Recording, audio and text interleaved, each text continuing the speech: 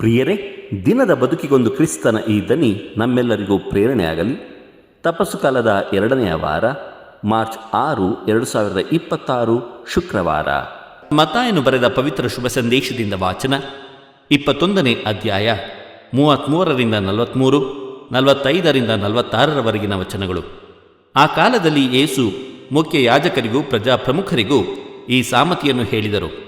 ಒಬ್ಬ ಯಜಮಾನ ಒಂದು ದ್ರಾಕ್ಷಿ ತೋಟ ಮಾಡಿಸಿದ. ಅದರ ಸುತ್ತ ಬೇಲಿಯನ್ನು ಹಾಕಿಸಿದ. ದ್ರಾಕ್ಷರಸವನ್ನು ತೆಗೆಯಲು ಆಲೆಯನ್ನು ಹೂಡಿಸಿ ಕಾವಲಿಗಾಗಿ ಅಟ್ಟಣೆಯನ್ನು ಕಟ್ಟಿಸಿದ. ಅನಂತರ ಅದನ್ನು ಗೇಣಿದಾರರಿಗೆ ವಹಿಸಿ ಹೊರನಾಡಿಗೆ ಹೊರಟು ಹೋದ. ಫಲ ಕೊಡುವ ಕಾಲ ಹತ್ತಿರವಾದಾಗ ತನಗೆ ಬರಬೇಕಾದ ಪಾಲನ್ನು ತರುವುದಕ್ಕಾಗಿ ಆಳುಗಳನ್ನು ಗೇಣಿದಾರರ ಬಳಿಗೆ ಕಳುಹಿಸಿದ. ಇವರು ಆ ಆಳುಗಳ ಮೇಲೆ ಬಿದ್ದು ಒಬ್ಬನನ್ನು ಬಡಿದರು, ಇನ್ನೊಬ್ಬನನ್ನು ಕಡಿದರು, ಮತ್ತೊಬ್ಬನ ಮೇಲೆ ಕಲ್ಲು ತೂರಿದರು. ತೋಟದ ಯಜಮಾನ ಮೊದಲಿಗಿಂತಲೂ ಹೆಚ್ಚು ಆಳುಗಳನ್ನು ಕಳುಹಿಸಿದ. ಅವರಿಗೂ ಅದೇ ಗತಿಯಾಯಿತು. ಕಟ್ಟಕಡೆಗೆ ಯಜಮಾನ, ನನ್ನ ಮಗನಿಗೆ ಇವರು ಮರ್ಯಾದೆ ಕೊಟ್ಟೇ ಕೊಡುವರು ಎಂದುಕೊಂಡು ತನ್ನ ಮಗನನ್ನೇ ಕಳುಹಿಸಿದ.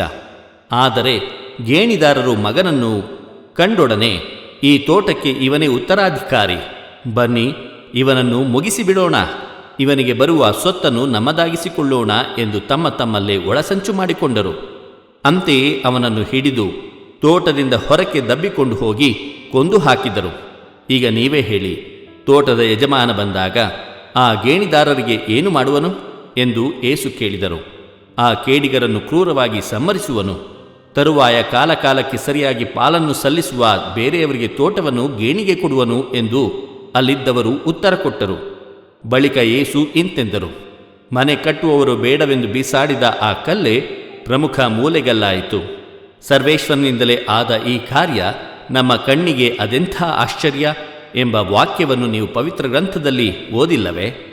ಆದುದರಿಂದ ನಾನು ನಿಮಗೆ ಹೇಳುತ್ತೇನೆ, ದೇವರ ಸಾಮ್ರಾಜ್ಯವನ್ನು ನಿಮ್ಮಿಂದ ಕಿತ್ತುಕೊಂಡು ತಕ್ಕ ಫಲ ಕೊಡುವ ಜನತೆಗೆ ನೀಡಲಾಗುವುದು. ಮುಖ್ಯ ಯಾಜಕರು ಫರಿಸಾಯರು ಸ್ವಾಮಿ ಹೇಳಿದ ಸಾಮತಿಗಳನ್ನು ಕೇಳಿ, ಇವನು ನಮ್ಮನ್ನು ಕುರಿತೇ ಹೀಗೆ ಮಾತನಾಡುತ್ತಿದ್ದಾನೆ ಎಂದು ಅರ್ಥ ಮಾಡಿಕೊಂಡರು.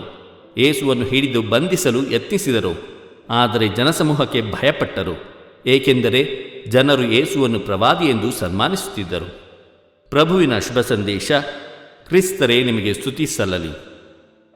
ಚಿಂತನೆ. ರಕ್ಷಣೆ ಉಚಿತ, ಆದರೆ ಅದನ್ನು ತಿರಸ್ಕರಿಸುವವನಿಗೆ ದಂಡನೆ ಖಚಿತ. ಪ್ರಭು ಯೇಸು ಕ್ರಿಸ್ತರಲ್ಲಿ ಆತ್ಮೀಯರೇ, ಯಾಕೋಬನ ಕಿರಿಯ ಮಗ ಜೋಸೆಫ್ ಇವನನ್ನು ಇತರ ಮಕ್ಕಳಿಗಿಂತ ಸ್ವಲ್ಪ ಹೆಚ್ಚಾಗಿ ಪ್ರೀತಿಸಿದ.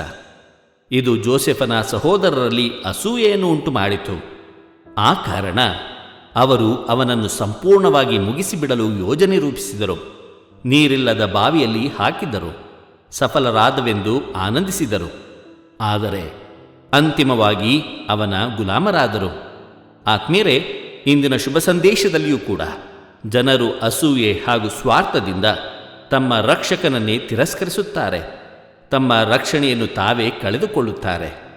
ಆತ್ಮೀಯರೇ, ರಕ್ಷಣೆ ಉಚಿತ ಹೌದು, ಆದರೆ ಅದನ್ನು ತಿರಸ್ಕರಿಸುವವನಿಗೆ ದಂಡನೆ ಖಚಿತ ಎಂಬುದನ್ನು ಮರೆಯಬಾರದು.